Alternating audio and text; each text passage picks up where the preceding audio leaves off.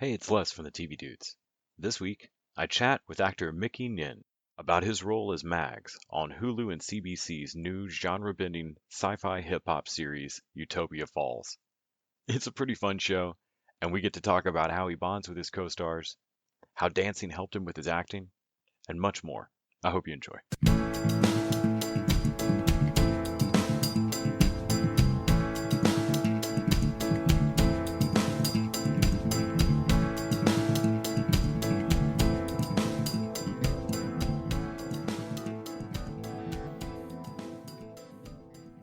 Hey Les, how are you? I'm doing great, man. Thanks so much for making time today. I really appreciate it. No, thank you so much for having me. I've been highly anticipating this moment with you, and I think it's going to be great. It's going to be good, and I appreciate the opportunity to talk to you. Oh, thanks so much. I just got to watch some of the pilot for Utopia Falls, and after going on YouTube and watching some jazz funk of you dancing, Oh no! Oh God!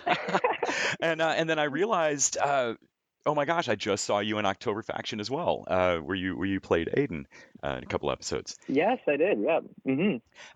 Can you talk a little bit about um, going out for the audition for Utopia Falls, what you knew about the project? There's so much more to this world than I anticipated when I started watching it. It's such a fleshed out, uh, neat sci-fi setup, and there's so much that's gonna you can tell that's gonna go on plot wise. But then you've also got it at its core. This I told somebody it's post-apocalyptic fame, and that you've got this kind of performing arts academy competition at the center of it. Made the whole premise of it just so neat to me. Can you talk a little bit about what you knew, kind of going into the audition, and how that felt? Oh, yes, absolutely. Well, first of all, thank you so much. I know it's very difficult to forget a very loving face like this. So yes, I, I'm flattered that you saw me on October Faction, which was absolutely a great experience. But going into Utopia Falls, like honestly, like I didn't know too much about it because when we're auditioning for certain things, like we're never really given a lot of detail about the magnitude of a series, especially a series like this. So what I was given was just kind of like the outline of Megs, and the audition process was honestly it's an eventful one because RT, the director, he's amazing, and he right off the bat, like when we were kind of talking before we began production, he had a one-on-one with everyone in the cast and just kind of had a nice sit down on, whether or not if we had any questions on our character, on what we're getting ourselves into, and pretty much like he told me that Mags, as he was written out to be, he was written out to be kind of like this, like this person where it's like the comedic relief, and it's kind of like it falls into this formula of what makes a good series. It's like you got to throw in the comedic relief guy, but Mags was written out to be so much more than that, and I think that's what I love about him is that yes, I was given the outline, but RT said that I kind of filled it with so much color, so much color to the point where he was like, "Oh my God, I actually never thought Megs was gonna be this lively, this bright," and he actually became like that. So my audition process was crazy. It was crazy because both him and I, like, it was almost kind of like we were crafting Megs, and we crafted Megs to be someone who he actually wasn't initially seeing, and he told me that what you brought to the table was actually more so much more than what I was anticipating. I was like, okay, all right. I'm like, all right, okay, so I did my job. I was like, okay, pat myself on the back. So the audition process was crazy, and despite the we also had a dance call too, where Tanisha Scott came in, and Tanisha Scott had to run the dance call, and I was already fangirling because I'm a huge fan of Tanisha Scott's work, and I'm just like, oh my god, I was in the room with Tanisha Scott. It was all nerve-wracking, but everything all fell into place, and the audition process went so smoothly, and I was so happy, being able to bring this character to life and to bring this whole story to life. It was an amazing experience. I know you have experience in the past on Make It Pop, touring with Lily Singh. Was it? Yeah, I don't think it would be that, I guess, different for you on this particular show to have that secondary. You got a dance callback too. You got your acting. You also got your choreography. You got to do. Um, but Hmm. but when it came to actually getting on set for Utopia Falls, did you find that daunting at all? It's not just a lot of choreography to learn. You've also got all of these lines to learn. You've got all of it together, or is that just what acting has always been for you? Honestly, like I think acting has been so like seamless for me because I've always had a love for it. I think the most daunting part about it would really be because Mags is so lively and he's so bright and he's such a caring person. Initially, it's like because all my previous experience, with Nickelodeon's Make a Pop and also recently Disney Zombies, Hmm. I was always so used to, I guess, this kind of this kind of kid heightened version of myself, and I think I was because I was so used to that. What is kind of challenging is when you're in a series like Utopia Falls, where it actually has a little bit of a dark tonality to it. You kind of have to have a happy medium. So it's very, very easy to be, it's very easy for me to be a heightened version of myself because I'm naturally such a heightened person of myself, anyways. But going into Utopia Falls, it's kind of like you really have to find moments and you almost have to pull it back.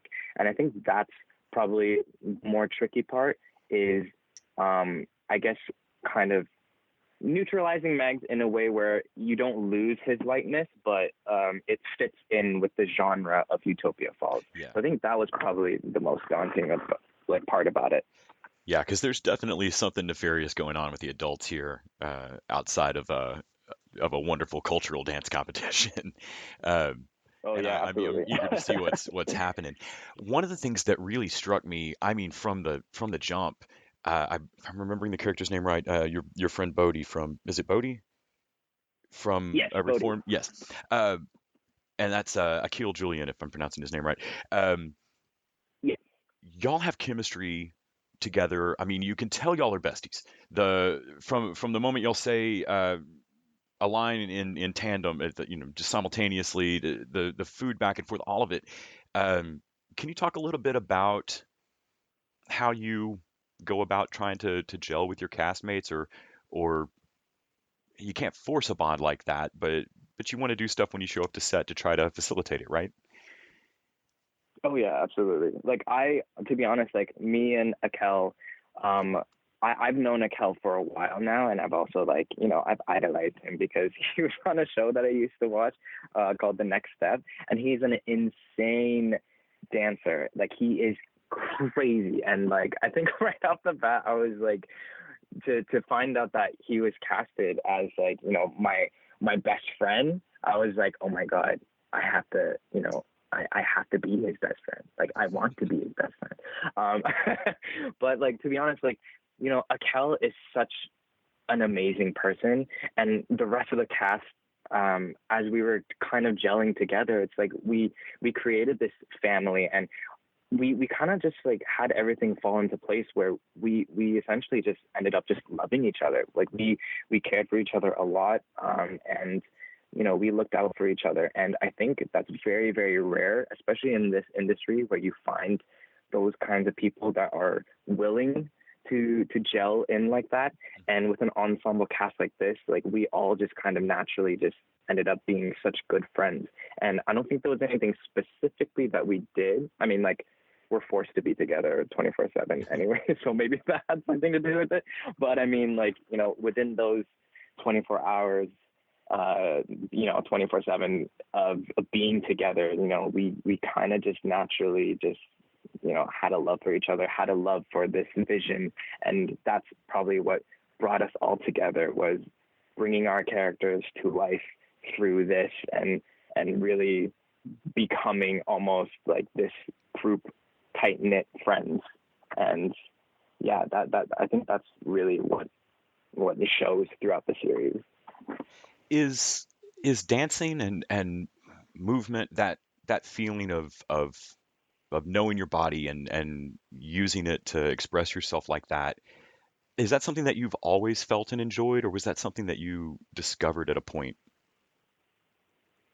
I actually started off dancing way back when. I was a late bloomer though, so I probably didn't start until like near the end of high school. And you know, I always loved dancing, and dancing something that I loved doing. Dance was a passion of mine, and even prior to actually hitting up film and TV as an actor, I was more so actually grown to more so push dance first. So when I was pushing for dance, like you know, I loved being in a class. I loved being in a studio. I loved, you know, working with a choreographer, which later soon branched off to even me myself working as a choreographer. And dance has always stuck with me, and I think it's a great privilege for me that, you know, some of my projects that I've done in the past have kind of correlated into dance, where I get to utilize that skill, because you know, I think it definitely gave me the upper hand in my career, having, you know, this as my background, having this big part of my life, even though I'm moving towards, you know, acting in film and TV, that I still get to utilize what I've learned from dance. So it's always definitely really stuck with me, and it'll probably stick with me for until I can't move anymore. I know as a layperson, it's easy for me to understand how much work and lessons and practice go into learning dance choreography. There's dance moves, there's steps, there's this Hmm. plan you have to learn. Uh, and it's easy for me to think that acting is just this, I don't know, ball of natural talent that just explodes out of you with there's no acting moves. Hmm. But I know that's not true. You practice this as a skill. This is a craft. This is something that you can go take Hmm. classes in. Have you approached acting in a similar way as dance, or do they feel very different, or is it another skill set that you practice? Is it just another way to use your body as an instrument? It's actually so funny that you say that. Because I was actually thinking about that the other day, because you know, people think that acting is like, oh, like, you know, there are people who are just naturally good at acting. So there must be, so in a sense, there must be people who are just naturally good at dancing, and it is a misconception. And I do believe that, like, I do believe that in some ways it would make sense, but in other ways it is still a skill that people harness. It's a skill that people really kind of find both in dance and in acting, that, you know, there's some things that work, there are some things that don't work, there's some things I need to work on, there's some things that I don't even need to work on because I'm naturally good at it. Like, I think that comes with experience. And even with me working on my prior projects, I'm always looking towards, okay, well, like, what did I do in here that I should have done maybe differently? And you really do learn a lot in a class setting, because you really do get in, you know, in practice, you get a chance to really hone that skill. And even if you do naturally have that skill already, it's always a better opportunity to polish it up. So I would say that, like, for acting and dancing, like, it's definitely a skill that I would say is best to refine. And, you know, that is through classes. For me personally, I would find that in classes, they do help to execute that. And it is something that, you know, people do naturally have, but it could be even better if you really hone it and you really craft it to work in your favor. Yeah. Yeah, I had somebody tell me once that, I may be naturally good at something, and that natural good is gonna be better than a lot of people. But if Hmm. Oh, somebody absolutely. sat and worked until they were great, they're gonna whoop me. And so, Oh yeah, you yeah. know, like wherever you're just floating right there, that's you know, it's probably above some folks, but you could be crawling up, you could be bettering too. Um, in terms of just an acting scene or even a dance move, have you had a day on set Hmm. where you came home and thought, I'm a better actor or I'm a better dancer for having learned that or for having done that scene? Oh yeah, absolutely. Like I think there's a lot of moments in Utopia Falls especially that I actually have never done like on screen before. And I actually had the privilege of catching some of this stuff in post production because we have to do some voiceovers, ADR, and we actually do get a chance to catch a couple of glimpses of what we're working on. And some of the stuff there, I'm like, oh my god, I'm like, oh man, like that's gonna blow. Like it looks so cool, and um, and those are definitely like those moments are crazy for me because I never would imagine myself doing that. And yeah, like I would imagine that like the rest of the cast members, they all do, we all did stuff that we have never done before. And especially like like no spoiler alert, but like stunt wise, oh my god, the stunts that you guys are gonna see, oh my god, they're insane. Anyway, so yeah, I've never done any of that stuff before, but like, oh man, there were a lot of bruises involved. I remember having a lot of bruises all over my body. I think that's what what makes what makes it so much more rewarding. And looking back on that, I'm like, yeah, wow, that actually does make me feel like a better artist. Doing all the dancing, doing all the acting, doing all the stunts that I've never even dreamed of doing, especially all together in just one series. Like it's insane. It's crazy. You were talking earlier about fanning out a little bit. I know Snoop is on this show. Was it Hmm. difficult not to occasionally just kind of meerkat around like, is Snoop here? Can I see Snoop from here? Oh man. Oh, I knew. Okay, I had this feeling that Snoop wasn't in Toronto, but I would always ask in post production. I'm always just like, "Is Snoop here? Is Snoop here? Is Snoop here?" I need to tell him how much of a fan I am. Oh man, like I remember like throwback, like there's a song that he did with the Pussycat Dolls. It was Buttons. That was my jam, and I'm like, I need to tell him that that's where my love for him began. That's where it was birthed. Like I need to tell him, but yeah, Yeah, and sadly he wasn't there. So I mean, maybe I'll get to see him after when the show releases, right. and hopefully I'll You'd tell be him on a red carpet then. somewhere and look over and be like, "What's up, Snoop?" He'd be like, "Mickey." Oh my god. Oh yeah. I hope he knows who I am because I know who he is.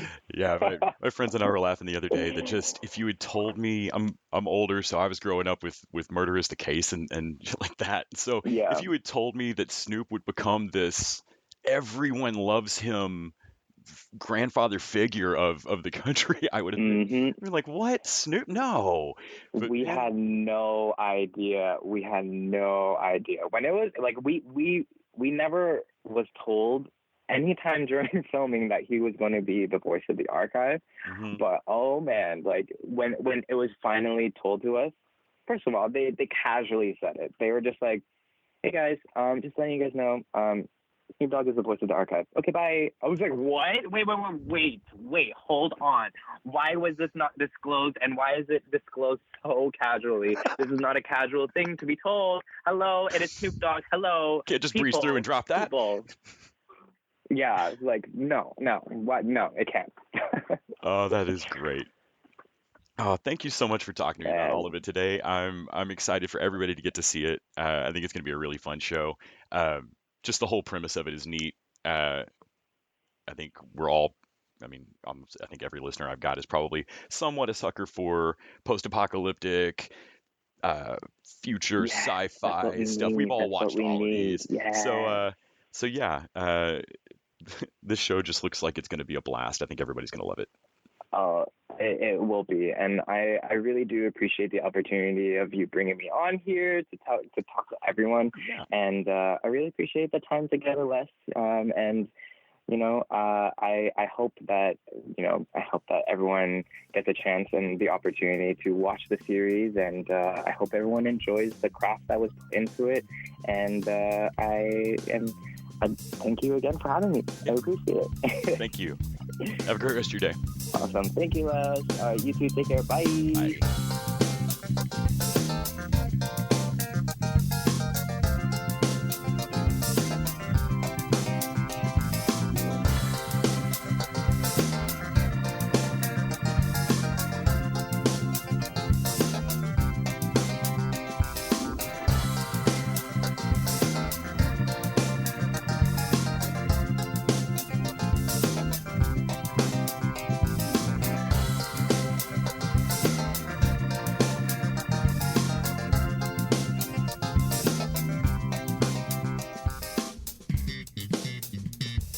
The TV Dudes is an independently run podcast and a member of the Electric Sweater Podcast Network. We are exclusively listener supported. If you'd like to help us out, go to patreon.com/TV Dudes. You can like us on Facebook and Twitter @TV Dudes. All the music for our show is by our friend and original TV Dude, Gregory J. Amani Smith.